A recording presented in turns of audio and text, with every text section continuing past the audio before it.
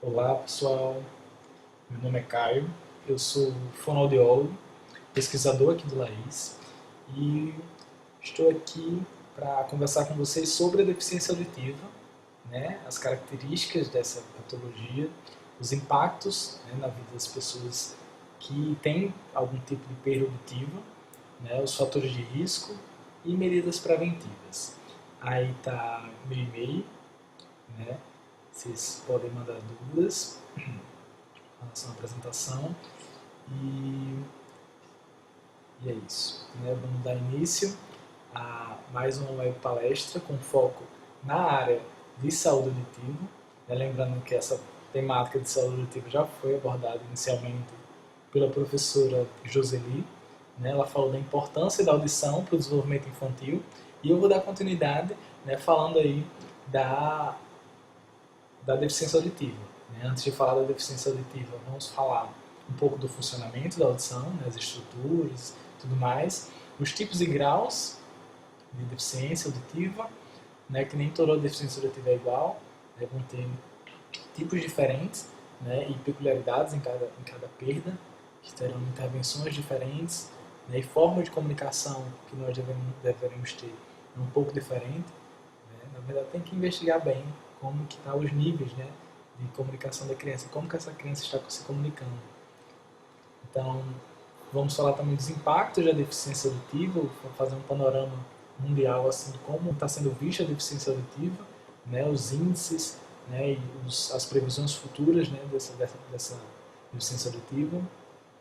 Falar também das causas, dos fatores de risco e principalmente as medidas preventivas, né, como podemos prevenir, né, essa deficiência auditiva e diagnosticar também, né, identificar precocemente essa perda auditiva dentro do nosso ambiente, né, do nosso ambiente de trabalho, dependendo do profissional de saúde, né, onde encontrar esse indivíduo, né, detectar para intervir precocemente. A gente vai ver que os investimentos devido à alta incidência, né, são altos, né, em tecnologias para restabelecer essa audição, os aparelhos auditivos, né, sofisticados aí, vamos ver também que são, talvez em outra palestra, né, que são oferecidos aí pelo Sistema Único de Saúde, mas necessita ser detectado precocemente essa deficiência. Né, e essa palestra, o objetivo é justamente isso, né, capacitar, né, orientar, informar os profissionais de saúde, né, sobre a deficiência auditiva e fazer com que vocês possam detectar, né, e conhecer essa deficiência auditiva melhor. Então, antes de falar da deficiência auditiva em si, né, a gente precisa entender um pouco do funcionamento da audição. Eu vou falar as principais estruturas, né, depois vou entrar no funcionamento, falar da limpeza e intermeando aí nesses tópicos eu vou falar algumas coisas que eu julgo importante vocês saberem. Né, e daí vou falar de como funciona esse órgão aí, né, belíssimo, extraordinário, que é a audição, esse sentido que nos comunica, né, com o mundo e que é capaz, e que proporciona, né, é essencial para a gente aprender a falar, né, e se comunicar. Também tem relação direta aí com o cognitivo das crianças, desenvolvimento cognitivo. Joia? Então vamos conhecer esse órgão. Essa imagem, fiz uma adaptação pequena aqui, né, para a gente observar, para facilitar um pouco a didática, né, do livro de Moore, né, Anatomia Clínica. E daí eu fiz essa pequena modificação. Mas vamos lá, dar início, né, com relação às principais estruturas. Nós podemos perceber essa parte externa da orelha, né, que daí nós conhecemos, que nós colocamos, a gente coloca brinco, né, óculos e tudo mais. Essa parte que está externa na orelha, né, que nós vemos nas outras pessoas, é chamada de orelha externa. Mas não só isso aqui, né, essa parte aqui externa mesmo, e essa parte aqui do canal auditivo também é a orelha externa. Temos uma parte aqui da orelha que está no meio, a gente chama de orelha média. Temos outra que está interna, que a gente chama de orelha o quê? Interna, né? Bem tranquilo. Então vamos lá. Na orelha externa, nós temos essas duas estruturas aqui, né, principais, vamos dizer assim.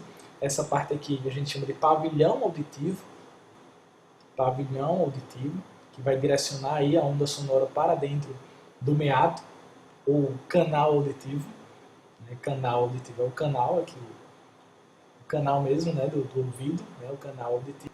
e vai receber esse som também, vai direcionar para dentro dessa outra estrutura que é parte da orelha externa, que é a membrana timpânica. E a membrana timpânica também vai receber essa onda sonora e vai passar essa onda para dentro da orelha média. Na orelha média temos estruturas importantes também para a condução desse som, né, para o caminho desse som. Vai servir para amplificar esse som também. Esses 3 ossículos são ossos minúsculos, né, chamados ossículos de audição. Tem os seus nomes baseados nas formas, né? Esse aqui tem como se fosse um estribozinho, a gente chama de estribo, né? Como se fosse um estribo que põe o pé do cavalo, né? Para andar de cavalo, é o estribo.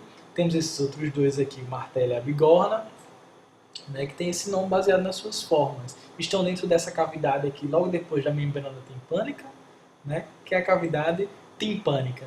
Né? Membrana timpânica também é bem famoso esse nome, né? Ah, menino, cuidado, não vai furar teu tímpano, né? Então, membrana timpânica é essa membrana que fica aqui ao final do canal auditivo e vai fazer com que essa onda sonora chegue aqui na orelha média. Vai passar essa onda sonora, essas vibrações das partículas de ar para dentro da orelha média. Claro que calma que a parte da fisiologia tem outro slide que a gente vai ver mais tranquilamente. Dentro aqui dessa parte da orelha média, temos também essa tuba aqui, né, que está ligada aqui à audição, chama tuba auditiva. Né? Essa tuba auditiva, ela se comunica aqui, ó, desde aqui da parte da orelha média, lá com a parte posterior da cavidade nasal, do nariz. Lá dentro do nariz, lá atrás, perto da garganta também, a parte posterior do nariz, tem uma comunicação com a orelha média. Agora, para que essa comunicação? A gente vai ver no próximo slide, eu também vou explicar, tentar explicar de maneira mais clara e objetiva para vocês, o porquê dessa ligação que tem da orelha, né, com a parte de trás lá do nariz, né, que existe essa comunicação. E por fim temos a orelha interna. Né? Na orelha interna teremos o quê? A cóclea, que seria esse caracol aqui, onde estão as células sensoriais da audição, né? E aqui o nervo auditivo, que vai passar essas informações que são formadas aqui na cóclea, né, lá para o cérebro para ser interpretado e processado, né, lá pelos neurônios lá dentro do cérebro. Então aqui essa onda vinha através aqui do ar, né, aqui também veio através do ar. Aqui dentro a gente vai ver que é outro meio, aqui não está dentro de ar, está dentro de água. Por isso que tudo isso aqui tem que ficar amplificando o som, né, para a gente conseguir ouvir, né, e essas células serem estimuladas, essas células sensoriais da audição serem estimuladas aqui dentro da cóclea. É como se fosse esse caracol. Aqui na orelha interna tem essa outra parte também. É como se fossem uns canais em meio círculo, né? Esses canais em meio círculo a gente chama de canais semicirculares. Estão relacionados aí ao equilíbrio. Né? Essa parte aqui é como se fosse uma escavação na orelha. Aqui está dessecado assim, está separado, né? Mas ela é como se fosse uma escavação óssea mesmo. Uma escavação, aliás, desculpa, uma escavação dentro do osso, na orelha. Uma escavação dentro do osso. Daí quando os anatomistas já estavam estudando, quando eles fizeram a secção, quando eles cortaram, eles viram vários buraquinhos, como se fosse um labirinto, né? Daí deu o nome dessa parte da orelha interna de labirinto. Né? E essa parte aqui, como é responsável pelo equilíbrio, né? Daí é muito popular nessa parte do labirinto. O pessoal fala labirintite, né? Labirintite para lá, labirintite para cá. Joia, mas não é o foco. O foco aqui vai ser a parte da cóclea, né? A parte do nervo auditivo, a parte da cavidade timpânica, né? Dos ossículos de audição, essa parte mais relacionada à audição em si. Joia? Na parte do equilíbrio vamos deixar para outra web palestra. Né? Então, é isso. Né? Com relação às estruturas, eu acho que de forma objetiva é isso que nós vamos abordar. Espero que vocês estejam claro nessas estruturas aí. Espero que vocês tenham aprendido, que vai estar na prova. Isso é questão 2 da cadeia. Né? Então preste atenção. É importante porque as outras palavras agora no próximo slide, por exemplo, de funcionamento, eu subentender que vocês entenderam essa parte inicial. Né? Então, quando você ouve um som, o som vai ser captado pelo pavilhão auditivo, pelo pavilhão, né, auricular. Esse som que é produzido aqui, no caso um tamborim, ele vai né, movimentar as partículas de ar ao redor desse instrumento, né, e essas partículas de ar vão ser captadas, né, pelo pavilhão e vão ser direcionadas aqui para a membrana timpânica. A pele desse instrumento, né, do tamborim, assemelha a pele aqui da membrana timpânica, por exemplo, né, que aqui o som bate aqui, né, e passa para o outro lado. Aqui também a onda sonora vai bater aqui, né, e vai ser passada aqui para dentro dessa outra parte da orelha, né, que é a parte da orelha média. Vai participar na condução desse som. Uma coisa interessante que eu chamo a atenção é justamente agora para essa tuba auditiva. Lembra que eu falei que ela era a comunicação que tinha da orelha lá com a parte posterior do nariz? É o seguinte, essa parte aqui posterior, essa parte aqui de dentro da cavidade timpânica e a parte de fora do meio ambiente precisam estar com a mesma pressão aqui dentro. Como assim pressão? A pressão atmosférica daqui em terra tem que ser a mesma da pressão atmosférica aqui. Porque essa membrana ela tem que se movimentar facilmente aqui. Ela tem que ser flexível para o som bater e fazer vibrar. Caso essa pressão aqui esteja diferente, por exemplo, aqui eu tenho uma pressão negativa, o que vai acontecer? Essa membrana ela vai ser como se fosse sugada para dentro da orelha média. Isso vai dificultar a passagem, a vibração dessa membrana. Ela não vai vibrar adequadamente, porque ela vai estar o quê? Sugada. E isso vai dificultar para a gente ouvir. Então o que acontece? Essa estrutura aqui que se comunica lá com a parte posterior do nariz, ela vai regular essa pressão de dentro da orelha média. Essa parte da orelha aqui vai estar sempre, a pressão daqui de dentro vai estar sempre igual à pressão, a pressão atmosférica. Para a gente não ter essa sensação de ouvido tapado, que a gente chama. Né? Quando a gente fica com o ouvido tapado, é porque acontece justamente isso. Essa membrana ela pode estar sendo sugada, vamos dizer assim, para dentro da orelha média. Daí dificulta a movimentação dessa membrana e dificulta a audição. É bem comum, né, por exemplo, no avião, né, que tem uma variação brusca de pressão atmosférica aqui. O que acontece? A gente fica com o ouvido, né, no pouso geralmente, a gente fica com o ouvido tapado, né, porque justamente acontece isso. Né? Essa pressão varia e daí não rapidamente, daí não dá tempo essa pressão daqui de dentro ser equalizada e deixar igual, né? Ser equalizada a pressão do meio ambiente. Daí deixa a gente com a sensação de ouvido tapado porque a membrana é sugada. Aí o que acontece? A balinha, masca a balinha, ou boceja, ou deglute, né? Engole saliva, essa tuba auditiva ela é meio que aberta, ela abre, né? E o ar que a gente respira entra aqui e deixa a pressão daqui igual à pressão do ambiente. Daí passa essa sensação. Aí tira essa sensação de ouvido tapado, a gente fica com o ouvido normal. O ouvido tapado também pode ser chamado de plenitude auricular. Né? Daí aqui fica com a sensação adequada. Mas isso, se essa tuba não estiver funcionando adequadamente, ou se você estiver com essa tuba aqui cheia de secreção, ou com a cavidade nasal cheia de secreção, isso aqui não vai funcionar. Né? Você não vai conseguir adequar essa pressão da orelha, né? E vai continuar com essa sensação de ouvido tapado. Já, então, essa é a função da tuba auditiva. Quando a gente está subindo uma serra também, no interior, né? Subindo uma serra de carro, a gente tem a sensação de ouvido tapado, né? Porque varia a pressão atmosférica. Mas daí a gente boceja, engole saliva, né? Daí masca chiclete, daí tudo isso vai fazer com que essa pressão seja restabelecida e fique igual à pressão do ambiente e essa membrana possa vibrar normalmente. Teria esse gato para vocês não ficarem... Pronto, agora o mamão, né? Mas para vocês entenderem a relação que eu fiz aqui com relação às cordas, né, do violão. Né? As cordas do violão vibram como se fosse uma onda, né? E essa onda ela movimenta as partículas de ar também, né? Fazendo com que essas partículas sejam captadas, essas partículas de ar em movimento, né, agitadas, sejam captadas pela orelha, pelo pavilhão auricular, sejam direcionadas, né, conduzidas para o canal auditivo, e do canal auditivo, que é esse tubozinho curtinho aqui, né, e sinuoso, seja direcionado para a membrana timpânica, fazendo com que ela vibre. Semelhante a esses mecanismos das cordas do violão, temos as pregas vocais, né, que chamamos popularmente de cordas vocais, mas na verdade a nomenclatura anatômica atual chama de pregas vocais mesmo. A vibração dessas pregas vocais, né, e a modificação que nós fazemos com a língua, com o lábio, com o céu da boca, que é o palato, né, formam as palavras.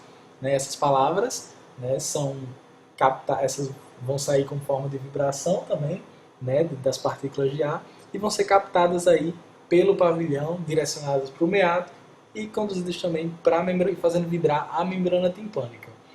Joia? Joia.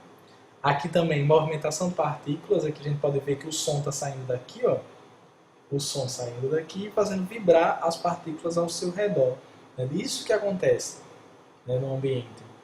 Isso vai ser captado pelo pavilhão, né, sendo captado pelo pavilhão, vai ser conduzido, essa imagem ficou melhor, captado pelo pavilhão, depois junto, é automático, muito rápido, né, conduzido para o canal auditivo. Isso aqui é interessante que o formato das curvas do pavilhão auditivo, eles já fazem já tem um formato que amplificam especificamente as frequências da fala, né? E isso já começa a ser amplificado desde aqui. Aqui também no meato, que é uma estrutura mais no canal, né? Que é chamado de canal auditivo ou meato acústico externo, né? Que os atlas trazem também. Os dois estão certos. Mas aí é direcionado para uma estrutura, para um canal, né? E isso também faz com que seja amplificado um pouco esse som. Aqui, dentro do canal, logo nessa parte inicial aqui é produzido cera, que vai ser importante aí por sua ação antifúngica, antibacteriana, né? Por seu pH ácido também. Tudo vai evitar a proliferação de bactérias e evitar infecções. Então essa parte aqui produz. Aqui tem células que produzem, essa parte inicial aqui, tem células que produzem essa cera. Essas células que produzem, elas mesmas têm a capacidade de empurrar essa cera aqui para fora, né? Elas produzem e empurram essa cera aqui para fora. A gente vai conversar já sobre como limpar o ouvido, né? Essa informação vai ser útil. Mas daí o som continua passando aqui, vai fazer com que essa membrana timpânica vibre, né? Essa membrana timpânica vibre. Outra coisa que vai vibrar junto com a membrana timpânica são os ossículos de audição. Nesses ossinhos eles vão vibrar, amplificar esse sinal. Tudo aqui está por via aérea, né? Sempre o som passando aqui pelo ar. Quando chega aqui, dentro da orelha, nós temos essa escavação, né, no osso, né, que é o osso temporal, é um osso que nós temos na cabeça. Essa escavação vai ter o órgão da audição. Né? Aqui a cóclea, né? A cóclea, lembram? Na cóclea, onde vou ter as células sensoriais de audição que vão captar essa vibração e vão transformar em sinal elétrico para ser mandado através de um nervo lá para o cérebro processar essa informação, para o cérebro entender esse som, dar sentido a esse som. Ah, isso foi uma porta, isso é uma pessoa, isso é o ar-condicionado. Joia? Então, basicamente não. Diretamente é isso que acontece, né? É isso que acontece para a gente ouvir, né? Aqui vai interpretar esse som e ouvir, entender esse som. Tudo esse som, desde aqui, né, que amplifica, sempre está sendo amplificado cada vez mais. Porque essas células aqui de dentro, essas células sensoriais, estão submersas, né, em um líquido aquoso, que daí, para o som passar no meio líquido, é mais trabalhoso, gasta mais energia. É fácil a gente entender isso quando a gente tenta conversar com alguém que está embaixo d'água. Você está aqui fora da piscina, aí tem alguém mergulhado na piscina, né? Daí você fala, a pessoa que está lá mergulhada não entende nada que você fala. Porque essa onda essa onda sonora que saiu da sua boca, né, para ela entrar dentro da piscina, para se propagar no meio da água da piscina, é bem mais difícil. Né? Tanto é que quando você fala também dentro da água com outra pessoa, conversando com outra pessoa, né, vai sair bem mais baixo, vai ser bem mais difícil de conversar dentro d'água. Né? É fácil de entender também quando você pensa em andar mesmo. Né? Você andar fora da água é bem mais tranquilo do que você andar ou correr dentro d'água. Dá muito mais trabalho se locomover dentro d'água. Assim são também com os sons. Né? Os sons também se propagam de maneira diferente, né, dentro do meio aquoso. Por isso que tem que ser tão bem amplificado e tanto amplificado. Joia? E que se tiver algum problema de condução aqui, a gente vai ter dificuldade para ouvir, porque precisa desses mecanismos de amplificação do som. Com relação à limpeza, tem o cotonete, né? Nós usamos, bem popular, né? O cotonete, as hastes, né? Flexível. o cotonete mesmo, usamos para limpar o ouvido, né? Achamos joia. Limpamos o ouvido, perfeito, massa, né? Mas não é bem assim, né? Não está certo. Vamos entender o porquê. Não é só não está certo porque não está certo. Não, vamos entender para a gente saber explicar também. Ah, não pode porque não pode. Não, tem que justificar. Então vamos entender aqui. Ó. Eu tenho uma produção de cera nessa parte aqui mais próxima ao exterior, né? Aqui do canal auditivo. Joia, que vai produzir a cera. E quando eu ponho o cotonete, o que acontece? Eu penso que estou limpando, mas na verdade a maior parte eu estou o quê? Empurrando lá para dentro do ouvido. E quando eu empurro, isso aqui pode formar o quê? Uma rolha de cera. Essa rolha de cera não vai sair mais com o cotonete, daí vai ter que fazer uma lavagem. E isso vai dificultar o quê? A passagem do som. Imagine como se eu tenho um caminho aqui e cai uma árvore no meio do caminho, vai dificultar a passagem. A rolha de cera faz a mesma coisa, dificulta a passagem do som, nesse caminho do som. Então, como tem que fazer? Ah, tem gente que ainda faz pior, né? Acha pouco cotonete, né? Põe aqui tampa de caneta, pena de galinha. E isso é muito prejudicial, né? Porque lembrando que essa pele aqui do ouvido é muito sensível, né? E a membrana timpânica nem se fala, é muito sensível mesmo. E esse canal aqui, ele não é comprido, né? Em adultos é cerca de 2 a 3 centímetros. Então, é curtinho mesmo. E ele é sinuoso. No adulto ele é sinuoso, ele faz curvas, né? Ele é curvilíneo, ele é sinuoso. Isso auxilia nós adultos, né, a dificultar um pouco a perfuração, que daí bate na curva aqui do canal. Mas em criança, olha o perigo em criança, em limpar a orelha de criança com cotonete ou com qualquer outra coisa. Porque na criança, esse canal ele não é tão tortuoso, ele não é tão sinuoso, ele é mais retilíneo, ele é mais reto. E isso facilita com que as coisas possam perfurar. Um cotonete, por exemplo, perfure a membrana timpânica. E esse canal da criança também é menor. Ele possui menos curvas e ele é menor. Ele é mais curtinho. Então facilita ainda mais a perfuração timpânica. Joia? Então, muita atenção nisso para orientar também. Então, como se deve fazer? Então, o cotonete dá para você usar? Dá, mas para limpar só essa parte externa aqui, né, do pavilhão auditivo. Ou talvez só um pouquinho aqui, muito pouco aqui do canal auditivo. E o canal auditivo mesmo limpar com o quê? Com uma toalha. Né? Uma toalha você faz na pontinha da toalha, aí você usa a pontinha da toalha e consegue limpar aqui essa parte mais inicial do canal auditivo. Joia? E tem que limpar só essa parte mesmo, pessoal. Porque essa parte aqui, ela vai ser empurrada para cá pelas próprias células que produzem a cera. Joia? E a cera tem sua importância. Ela vai ter sua importância de entrar, não só de entrada de poeira e proteger contra micro-organismos. Ela ser o corpo estranho também, né? Contra a orelha. Mas ela tem diversas outras importâncias antifúngica, antibacteriana.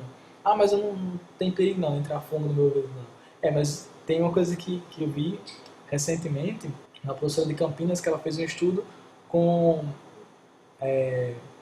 a quantidade de micro-organismos, né, de fungos e bactérias dentro dos fones de ouvido. Era um absurdo, cerca de 10 mil, né, bactérias e fungos no fone de ouvido das pessoas. Um estudo lá com algumas pessoas, alguns fones de ouvido aí. Daí é interessante para a gente prestar atenção nisso. Mas porque também tem tanta informação no ouvido assim, por causa dos fones? É porque tem a ação antifúngica bacteriana da própria cera, né, que nos protege. Joia? Agora é a hora da prova, pessoal. Diz que quer cair, tá aí, né? Brincadeira, mas só pra gente entender. Quero que fique claro isso. As partes da orelha, tem essa parte da orelha, 3 partes. Tem essa parte, né, que está mais periférica, né, que é a orelha o quê? Que está mais externa. Externa, né? Muito bem. Temos a parte aqui do meio, que é a orelha o quê? Média, né? Orelha média. E temos uma escavação óssea, onde temos aí um órgão que está responsável pela audição, outro pelo equilíbrio. Tem esse nervo que agora está em vermelho aqui. Como que é o nome dessa parte da orelha? Que está mais interna. Interna, né? Joia. Temos aqui a parte do canal auditivo. Eita, peraí. Essa era a pergunta. Então essa 1 é o quê? Canal auditivo. Né? Quem quiser se amostrar meato acústico externo, né? Cadê? É outro nome, também está certo. Joia? Temos aqui a membrana timpânica, muito bem, membrana timpânica. E aqui, isso é difícil mesmo, a tuba auditiva vai fazer o quê? Isso que eu quero que vocês saibam. Vai equalizar a pressão da orelha média, fazer com que essa pressão daqui seja igual à pressão do ambiente. Para quê? Para a membrana timpânica vibrar adequadamente.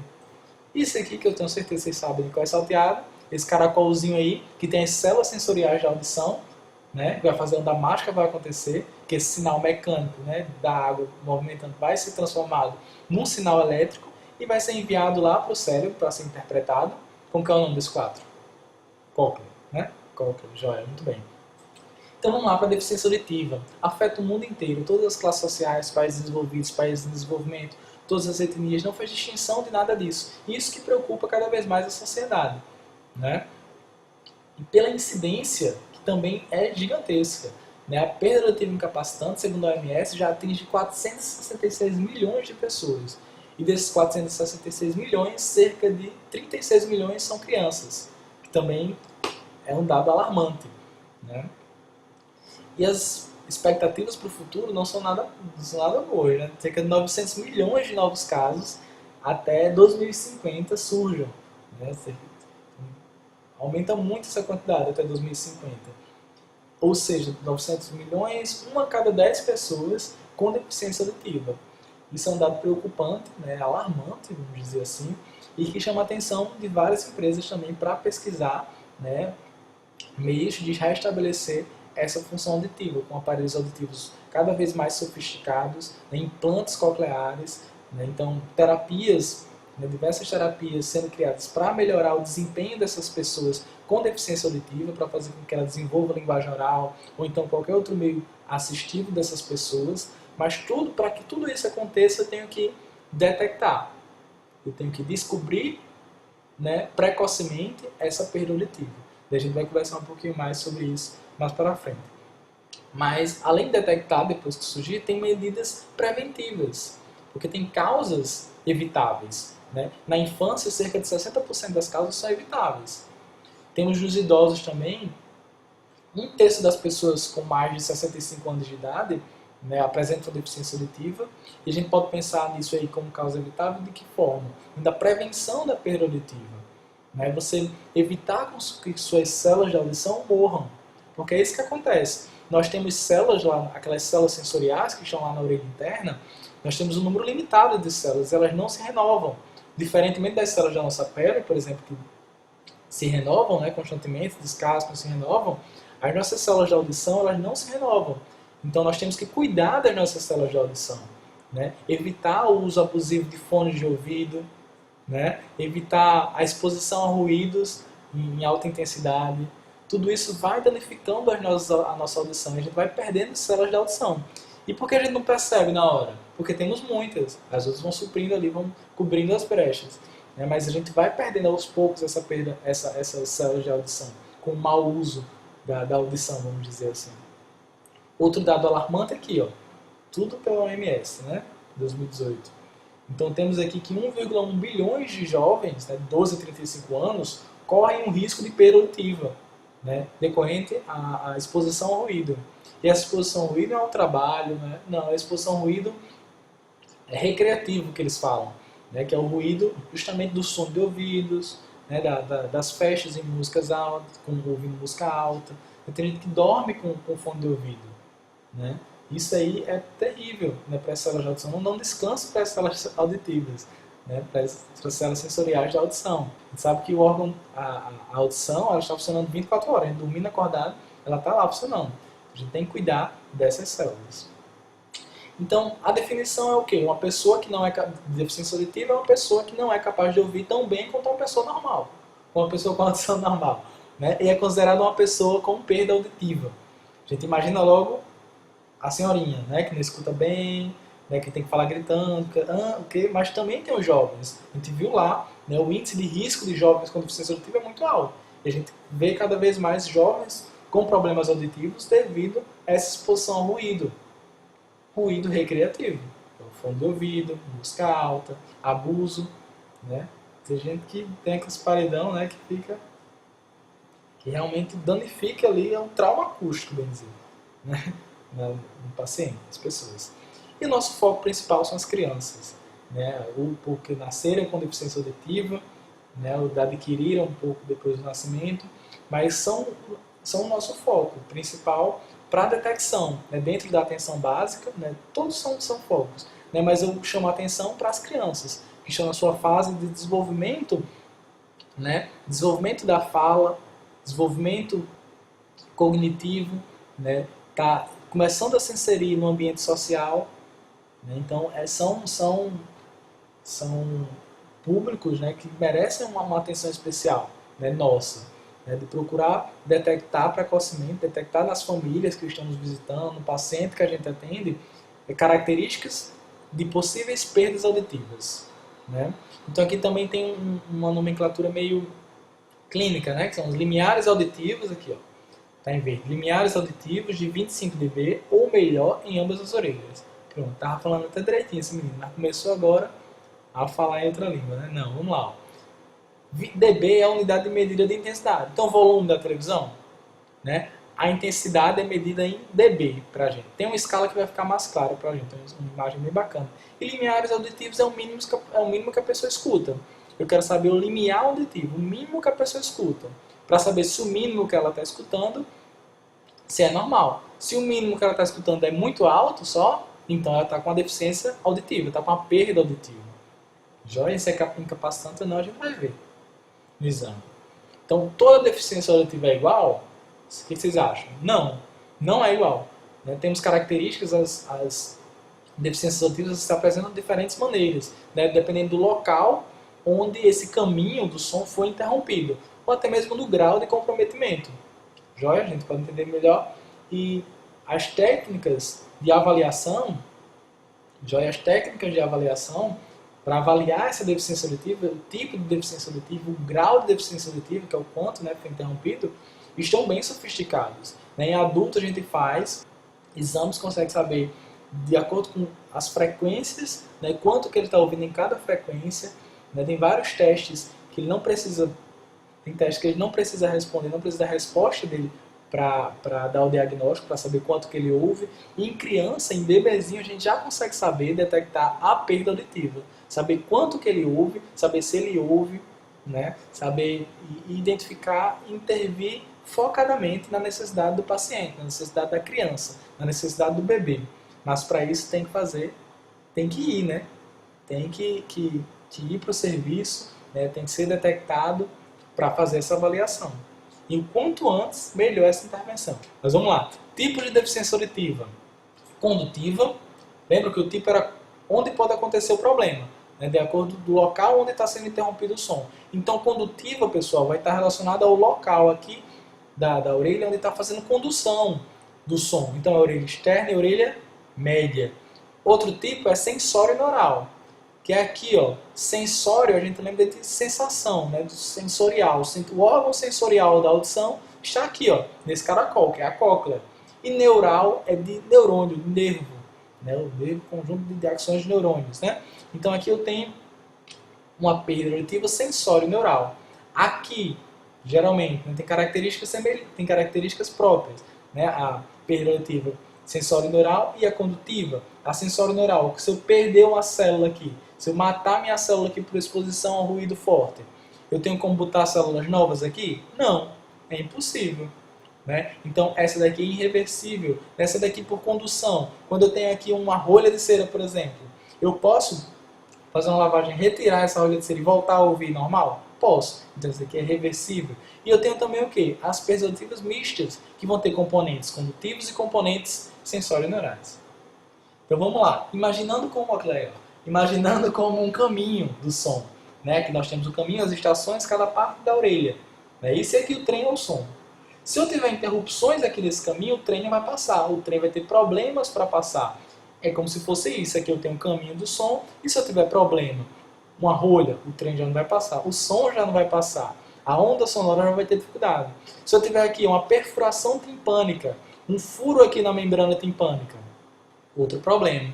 Se eu tiver aqui, ó, líquido na orelha média, eu já vou ter dificuldade para ouvir. Como que aparece líquido aqui na orelha média? Lembra que eu falei que isso aqui tá ligado aqui, a tuba auditiva está ligada aqui, a parte de trás do nariz. Se eu tiver muita secreção, gripado, com rinite, sinusite, o que vai acontecer? Essa secreção ela pode ir para onde?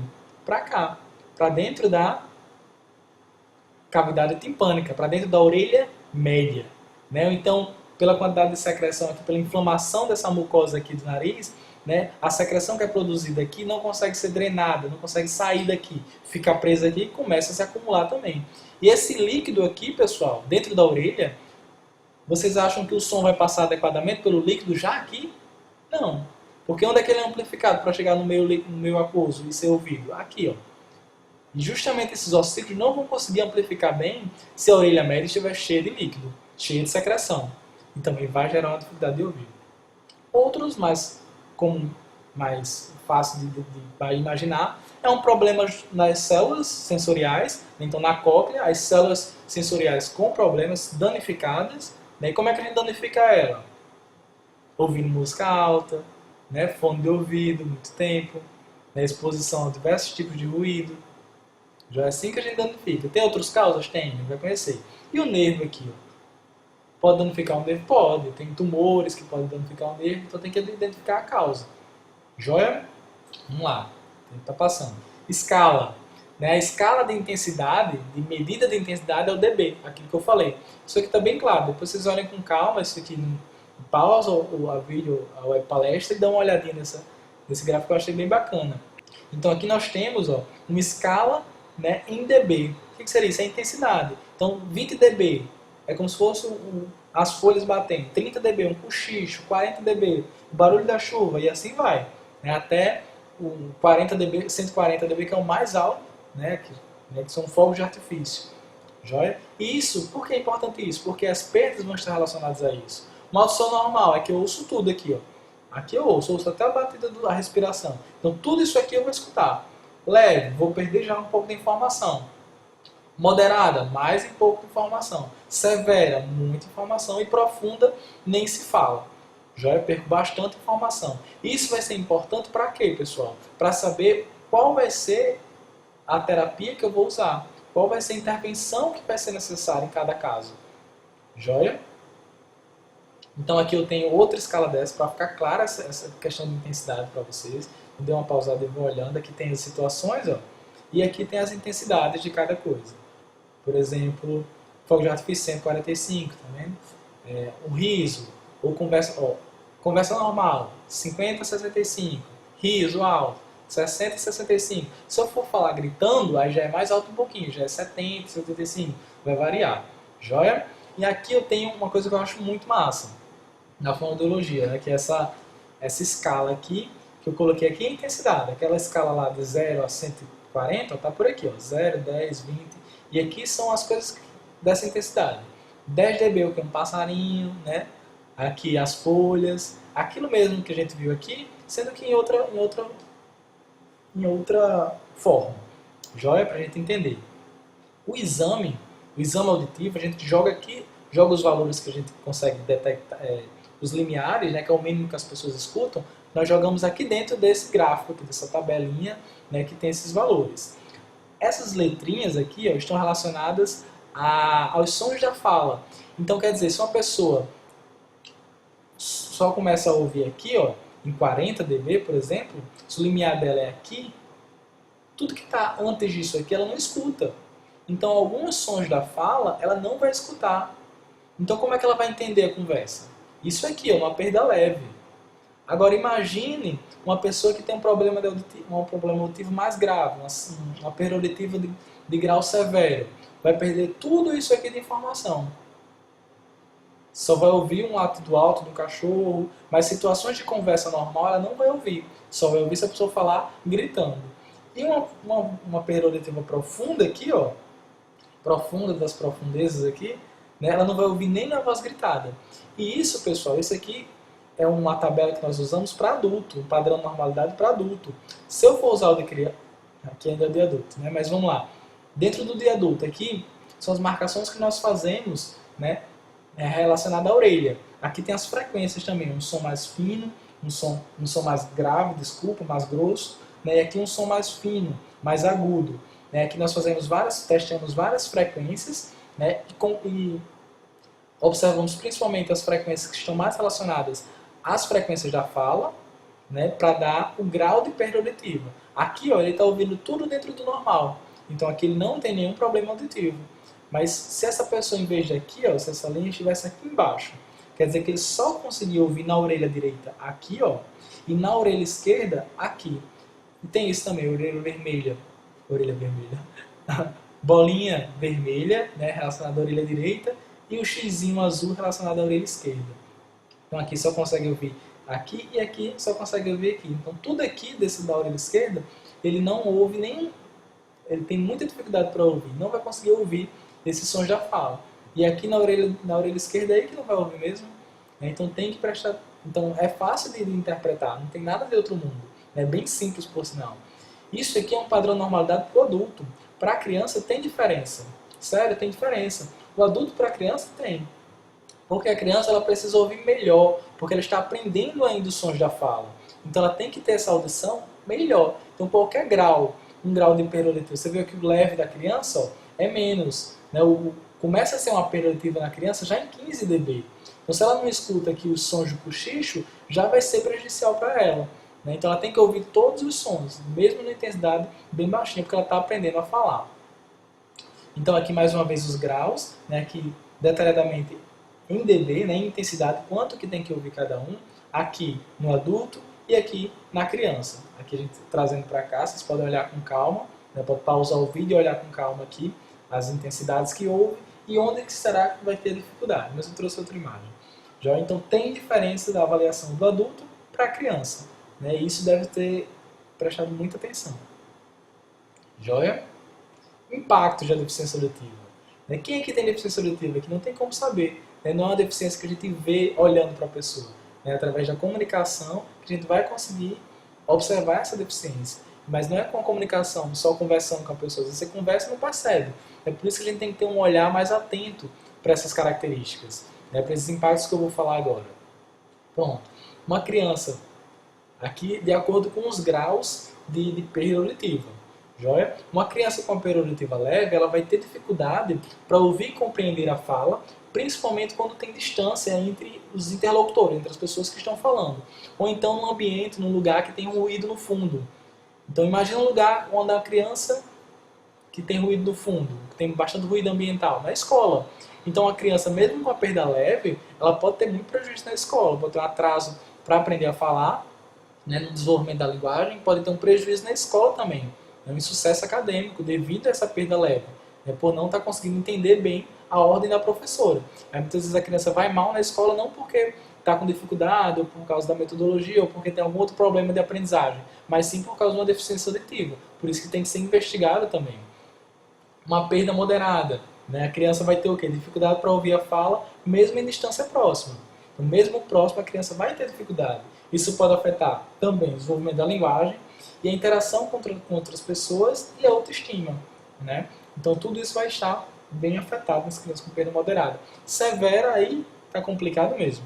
Ouve a fala somente em sons de forte intensidade, somente na voz gritada, e a conversação não é ouvida. Então em conversa normal ele não entende. E na profunda, pronto. Na profunda ouve somente sons muito fortes, né, com vibrações, por exemplo, um barulho de um trem passando. Né? E fala e linguagem estão prejudicadas, não consegue ouvir nem a voz gritada, né, a fala. Então todos esses tipos de perdas auditivas aqui merecem o quê? Intervenção. Né? Então os aparelhos estão aí para isso, né, estão sofisticados, estão cada vez mais modernos, né, para fazer essa intervenção nas crianças com perdas auditivas. Então o impacto, né, nós vamos ter impactos da perda auditiva no convívio social dessas pessoas, né? No convívio social desses indivíduos. Também com relação ao atraso, né? Se elogia um atraso. O atraso no desenvolvimento auditivo, né? No desenvolvimento da linguagem, né? Desenvolvimento da linguagem, da comunicação oral. E dificuldade também nas escolas, né? Pode refletir no sucesso acadêmico, das pessoas, justamente por dificuldade de entender, né, as ordens da professora, as tarefas, inclusive, principalmente isso. Então tem um impacto funcional direto aí no convívio social, no desenvolvimento da linguagem e no contexto escolar, no ambiente escolar.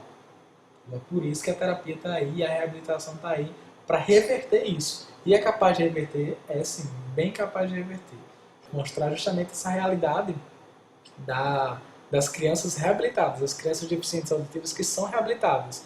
Então a criança com perda profunda, né, com perda auditiva profunda, que é capaz de conversar, que é capaz de entender as pessoas, que desenvolvem linguagem oral, que desenvolvem linguagem escrita, tudo perfeitamente, graças à intervenção no tempo certo, uma família participativa, joia? E um ambiente todo um ambiente, né, todo colaborando para o desenvolvimento dessa criança. A escola trabalhando junto com a família, que trabalha junto com a terapia, né? Então tudo trabalhando junto para o sucesso terapêutico, né? Para o êxito acadêmico e social, né, desse indivíduo. Joia? Então, certo? E tem um impacto emocional também, né? Tem um impacto emocional e social, né? Geralmente essas crianças, ou esses indivíduos, eles vão partir para o isolamento social. Isso a gente vê principalmente nos idosos. O idoso com deficiência auditiva, né, ele vai ficar mais recatado, né? Vai ficar tímido, pode ficar triste. Né? O idoso já tem essa questão social e emocional bem afetada muitas vezes. Né? Então, com a deficiência auditiva, vai distanciando cada vez mais esse idoso das pessoas. Né? Essa distância não é bom. Né? Então, pode ser trabalhada, né? Tem a possibilidade de colocar o aparelho auditivo, então vai ser avaliado a causa da perda auditiva, o tipo da perda auditiva, né? O grau da perda auditiva, para fazer a intervenção adequadamente e essa pessoa voltar a ouvir. Então hoje a tecnologia está muito avançada. Então, a criança nasce com um problema lá nas células de audição, aí tem uma cirurgia de implante coclear para fazer com que ela ouça. Ou então nasce com um problema lá nas células de audição, mas algumas estão funcionando. Né? Se tem algumas funcionando, então dá para aproveitar esse resíduo auditivo que a gente chama, mas o restinho de célula que tem ali. Então vamos usar um aparelho auditivo para amplificar o som para essa criança poder ouvir a fala, né, e aprender a falar. A gente tem essa capacidade. Todo tipo de perda auditiva, né, tem algum tipo de reabilitação. Né? E tem a opção da Libras também, né, que é uma forma da pessoa se comunicar. O que não pode é a pessoa não se comunicar, que vai acontecer isso, isolamento social, vai ter um impacto emocional forte e funcional maior ainda. Né? Então, o que pode causar a deficiência auditiva? Teremos fatores, vamos correr um pouquinho rápido, fechar no tempo, senão vai passar muito. Então, temos os impactos aqui que podem causar deficiência auditiva durante a gestação, né? Logo após a criança nascer e na infância, né? Após o nascimento. Então, aqui, antes, durante e após o nascimento. Então vamos lá para um pouquinho de antes, ou durante a gestação. Né, teremos infecções aí, várias causas que podem gerar, né, a mãe com rubéola, herpes, sífilis, HIV, toxoplasmose, citomegalovírus, podem causar deficiência auditiva na criança. São fatores de risco que podem afetar a criança, o desenvolvimento da criança. A gente sabe que a criança, quando está dentro da barriga da mãe, ela não respira, e não recebe oxigênio. Ela recebe oxigênio e nem come, né? Ela recebe o oxigênio e os nutrientes através da mãe. Né? Tem a placenta e a mãe ela se alimenta, né? Respira e tudo isso, o oxigênio e os nutrientes, vão chegar na criança através da mãe. Então, infecções que a mãe pode ter, né? Problemas de doenças que a mãe pode ter, podem afetar e afetam diretamente a saúde da criança. É por isso que é importante o pré-natal bem feito, né, e a detecção desses fatores de risco, né, o conhecimento desses fatores de risco, porque caso a mãe da criança tenha alguma dessas patologias, é importante você acompanhar o desenvolvimento dessa criança, que ela pode apresentar, né, uma perda auditiva. Então é interessante observar isso, né, essas causas infecciosas aí. Joia?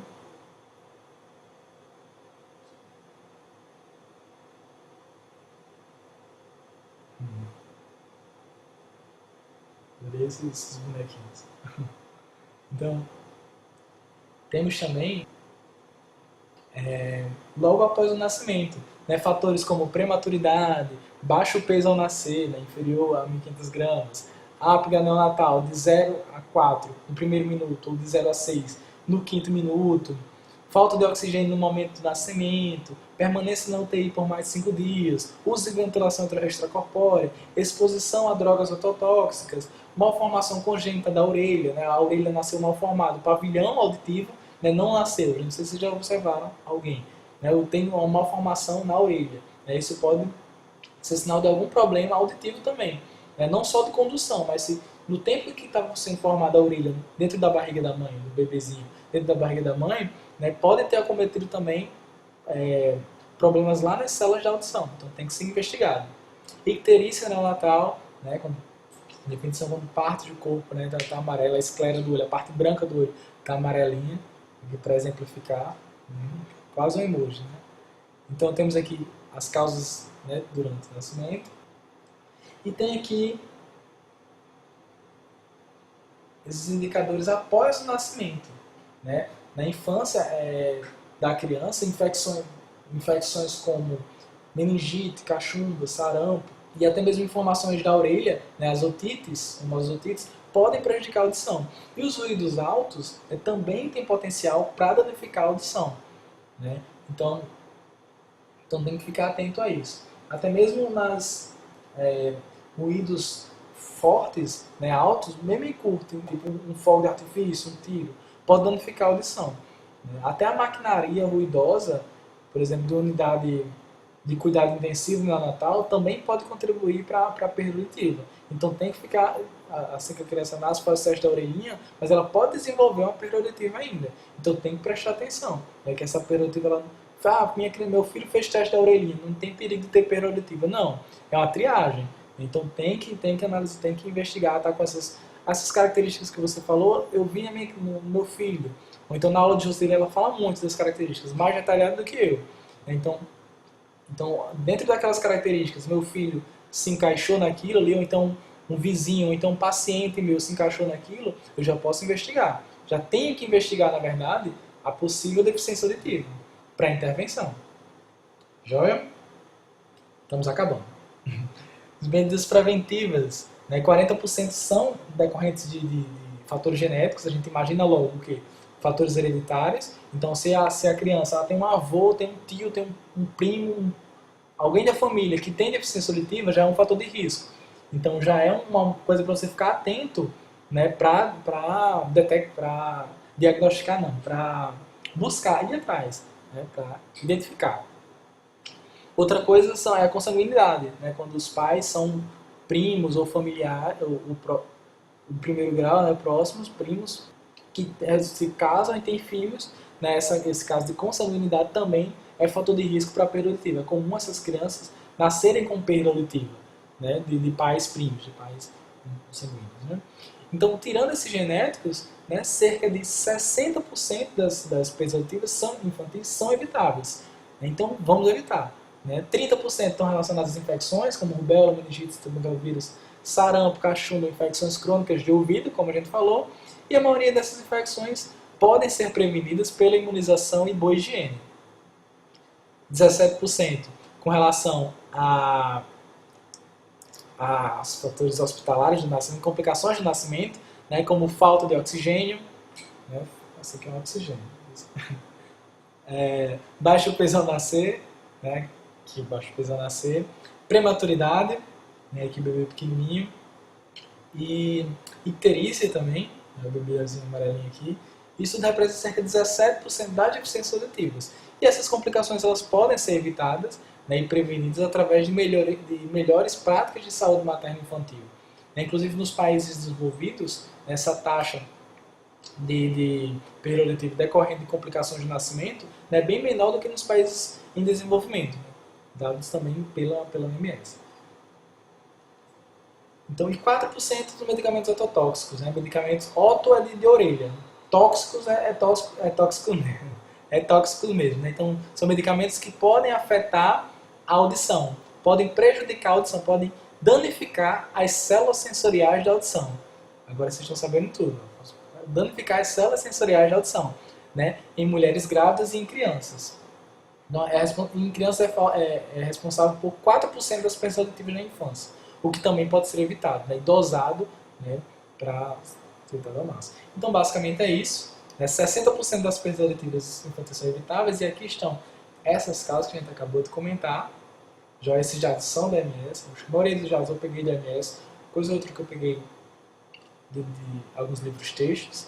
Né? Então, relembrando as consequências da detecção tardia, o atraso no desenvolvimento da linguagem, dificuldades o quê? Escolares, isolamento social, maior risco de acidentes, aqui da OMS trouxe, mas com relação a tipo que a pessoa não ouve, né? Aí um acidente de carro, eu imaginei, eu acho que é bem isso, né? De ser maior, ter um maior risco, né? de acidentes porque não está ouvindo. Né? Acidente de trânsito, acidente de queda mesmo, que não tem esse sentido de alarme, né? Da audição. Você ouvir alguma coisa para desviar ou para se proteger. Né? É engraçado, quando eu olhei, eu pensava que era um japonês, mas aqui é uma faixa, aqui é o sangue da pessoa. Está machucado, o ícone, né? Daí aqui, problemas financeiros, aí ele fala, a OMS traz dois pontos, né, com relação aos custos dos deficientes auditivos, né, que é bem alto, né, tanto da questão dos aparelhos auditivos, dos implantes cocleares, mas da reabilitação, e isso é válido se todo mundo participar. Então, apesar do investimento ser alto do governo, né, de proporcionar os aparelhos auditivos, um sistema FM, né, que depois a gente pode conversar mais sobre isso, que facilita a vida dessa criança, né, na escola. É um aparelho que põe tipo um microfone próximo do professor, a criança do aparelho auditivo capta, tem um adaptadorzinho que capta justamente o sinal desse microfone que está na roupa do professor. Ele fala como se ele estivesse falando bem próximo da criança, daí elimina todo o ruído que está no ambiente, né, e facilita muito para o deficiente auditivo ouvir a voz do professor numa melhor qualidade. Mas esses problemas financeiros também trazem com relação aos empregos, né, dos deficientes auditivos, né, que daí vai ter dificuldade para conseguir emprego, para conseguir trabalho, e muitas vezes esse trabalho é meio que subvalorizado, né, então cargos mais altos dificilmente são ocupados por deficientes auditivos, daí eles trazem essa informação e eu também vejo essa informação aqui, né, mas daí quando a perda auditiva é detectada precocemente, a intervenção é feita de maneira adequada e tem participação da família, da escola, todo o ambiente colaborando, e essa criança desenvolve a linguagem oral, desenvolve a linguagem escrita, né, e ela cresce e vira um adulto, ela tem capacidade de superar esses problemas, a maioria desses problemas, todos esses problemas podem ser superados, né, através de uma terapia bem feita, né, de identificação precoce, né, de uma participação da família, de uma participação da equipe de saúde como um todo. Joia? Então, tudo isso dá para ser evitado, dá para ser prevenido. Joia? E as estratégias são isso, né? As estratégias de prevenção e cuidado, basicamente, garantir o acesso, né, garantir o acesso a dispositivos auditivos, né, aos aparelhos auditivos, então dar suporte para essa mãe do deficiente auditivo ou do próprio deficiente auditivo, do idoso deficiente auditivo, onde que ele localiza, onde que tem esse suporte do aparelho auditivo, onde que é disponibilizado esse aparelho auditivo, e garantir esse acesso para essas pessoas deficientes auditivos receberem o aparelho auditivo, o dispositivo auditivo, e garantir também a terapia fonoaudiológica, né, a terapia, a reabilitação auditiva, né, porque não adianta colocar um aparelho, né, se não tem reabilitação, né, feita de maneira adequada. Então, essa terapia fonoaudiológica tem que ser bem feita, né, e focada aí em diversos parâmetros que vão ser avaliados aí, mas posteriormente a gente pode comentar algumas estratégias, né, em outras web palestras. Outro era fortalecer os programas de saúde da mãe e do bebê. A gente viu aí as causas evitáveis, né, como a imunização. Também tem como implementar a triagem auditiva, né, em maternidades e escolas. Em maternidade já é lei, né, fazer a triagem auditiva nas maternidades, né, tem o teste da orelhinha, né, as emissões otoacústicas que fazem, já está funcionando bem, mas aí esse acompanhamento, né, eu acho que pode ser melhorado, tudo pode ser melhorado na verdade, né, e a gente pode pensar nisso também, estratégias para fazer com que essas mães, né, que têm um filho nos grandes centros, nas maternidades, e vão para o interior, e as que devem voltar, tem que ter o retorno para fazer um reteste do exame, ou retestar, ou verificar, dar o diagnóstico da perda auditiva. Essas mães levem de volta os seus filhos para os centros para fazer esse diagnóstico, É importantíssimo isso, porque a questão do tempo é ouro para o deficiente auditivo. Né? Então isso aí tem que ficar bem claro e cabe a todos os profissionais de saúde, na verdade, né, entender isso e passar isso, a importância disso para os pais. Né? Reforçar, na verdade. Né?